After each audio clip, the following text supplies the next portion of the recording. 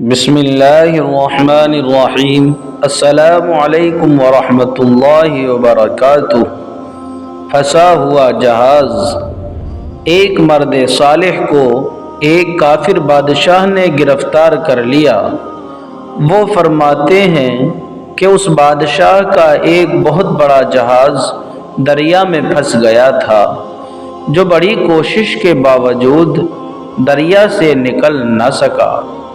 آخر ایک دن جس قدر قیدی تھے ان کو بلایا گیا تاکہ وہ سب مل کر اس جہاز کو نکالیں۔ چنانچہ ان قیدیوں نے، جن کی تعداد 3000 تھی، مل کر کوشش کی، پھر بھی وہ جہاز نکل نہ سکا۔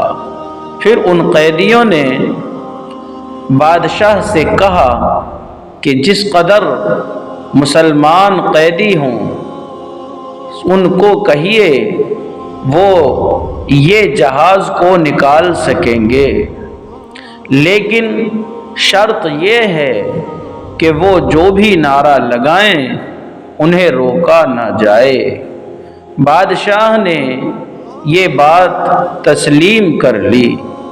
سب مسلمان قیدیوں کو بلایا گیا، رہا کر کے کہا کہ تم اپنی مرضی کے مطابق جو نعرہ لگانا چاہو لگاؤ اور جہاز کو نکالو۔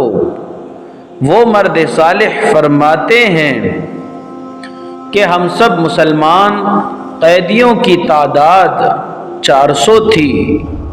ہم نے مل کر نعرہ رسالت لگایا اور ایک آواز میں یا رسول اللہ کہا اور جہاز کو ایک دھکا لگایا تو وہ جہاز اپنی جگہ سے ہل گیا۔ پھر ہم نے نعرہ لگاتے ہوئے اسے رکنے نہیں دیا، یہاں تک کہ اسے باہر نکال دیا۔ ناظرین، یہ واقعہ شواہد الحق صفحہ نمبر 163 پر درج ہے۔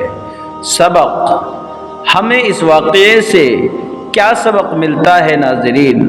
ہمیں اس سے یہ سبق ملتا ہے کہ نعرہ رسالت مسلمانوں کا محبوب نعرہ ہے۔ مسلمانوں نے ہر وقت اسے لگایا ہے، ہمیشہ اپنائے رکھا ہے۔ اس نام پاک سے بڑے بڑے مشکل کام حل ہو جاتے ہیں۔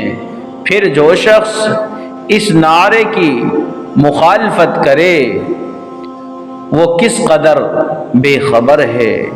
دوستو، یہ واقعہ آپ کو کیسا لگا؟ کومنٹ کر کے ضرور بتائیں۔ واقعہ پسند آیا ہو تو پلیز اس کو لائک اور شیئر کریں، چینل کو لازمی سبسکرائب کریں تاکہ آنے والا ہر واقعہ آپ تک سب سے پہلے پہنچے اور آپ کے ایمان کو تازگی بخشے۔ السلام علیکم ورحمۃ اللہ وبرکاتہ۔